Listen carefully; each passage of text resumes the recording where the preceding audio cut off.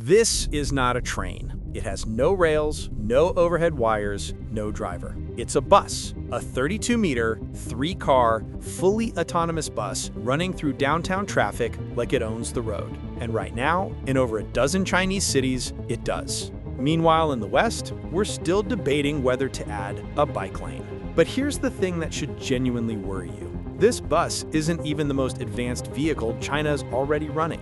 Not even close. Today, I'm going to show you the Chinese buses and mega trucks that make everything on Western roads look like museum pieces. And by the end, you'll understand why catching up might already be impossible. Let's be honest about something. The average American city bus today runs on the same basic technology as buses from 1990. Diesel engine, human driver, fixed route, fixed schedule. New York's MTA still operates buses designed in the early 2000s. London's new electric fleet, less than 10% of total buses. Paris just started replacing diesel buses in 2023. But here's what most people miss. It's not that Western cities don't want better buses. It's that the entire system, regulations, unions, infrastructure budgets, political cycles, moves at the speed of a bureaucracy designed in the 1970s. And while the West was stuck in committee meetings, China made a decision that changed everything. In 2015, China declared public transport electrification a national priority, not a goal. A priority. That single word made all the difference. Within 3 years, Shenzhen, a city of 13 million, became the first city on Earth with a 100% electric bus fleet. 16,000 buses, all electric, all new.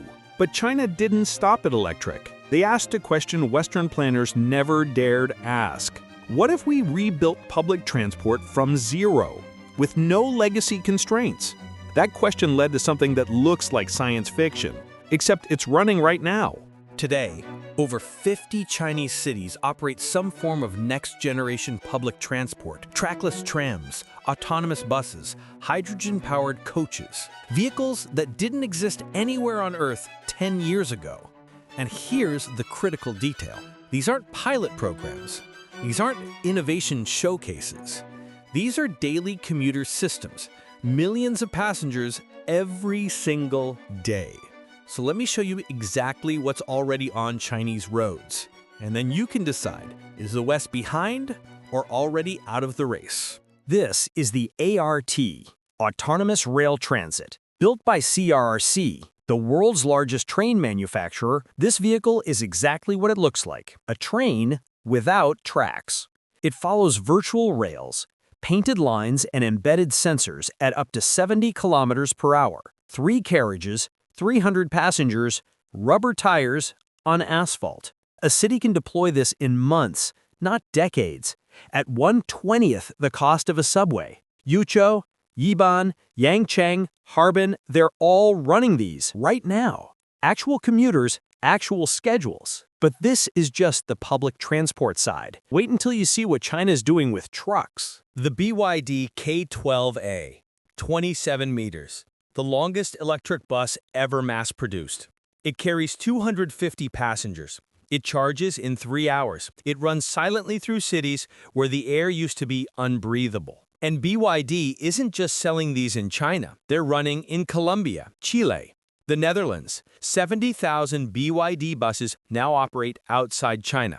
But here's where it gets uncomfortable for Western manufacturers.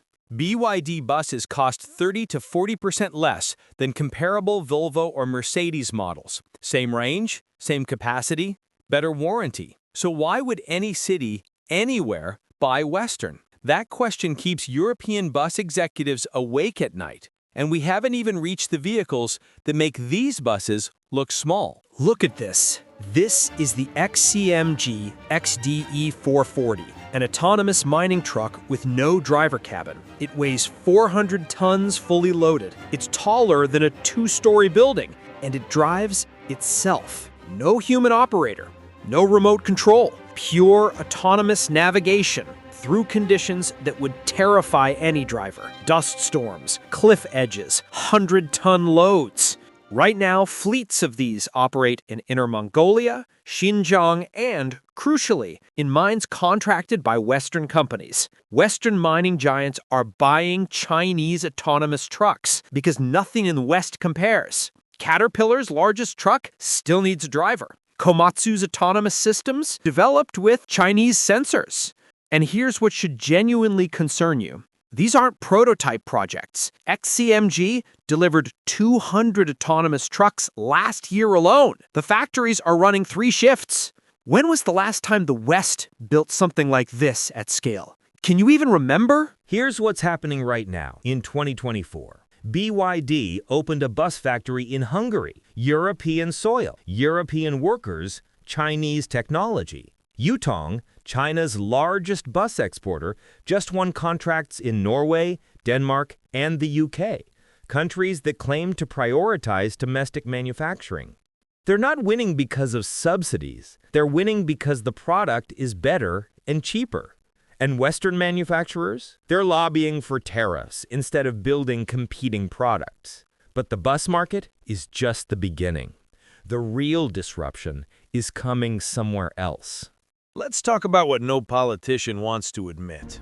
Western infrastructure isn't just old, it's incompatible with what's coming. Autonomous vehicles need smart roads, embedded sensors, 5G connectivity, real-time data sharing. China has been building these since 2018. The West? Still arguing about how to fund pothole repairs. The Beijing-Shanghai Expressway now has dedicated autonomous truck lanes. Vehicles talk to the road talks back. Try running that system on I-95. You can't. The infrastructure literally doesn't exist. And how long would it take to build? Permits alone would take a decade. China did it in 4 years. There's a concept in technology called escape velocity. It's the point where one competitor moves so far ahead that catching up becomes mathematically impossible. In batteries, China already produces 80% of the world's supply. In electric buses, over 90%. In autonomous mining trucks, there's barely a Western competitor left. And every year the West delays, the gap doesn't just stay the same, it compounds. So where does this leave us? Here's what I showed you today. Trackless trams running in dozens cities. Electric buses dominating global markets. Autonomous trucks with no human drivers, moving mountains. All of this is happening right now, in 2024, on Chinese roads. And in the West, we're still having the same debates we had in 2010. The same funding battles, the same political gridlock. So here's what I want you to think about. When you're sitting in traffic tomorrow, on a bus that runs on the same technology your parents used, ask yourself, is this just being behind, or have we already lost? If you want to see another Chinese mega project that makes the West look like it's standing still, click right here and subscribe, because I'll be covering more of these every week.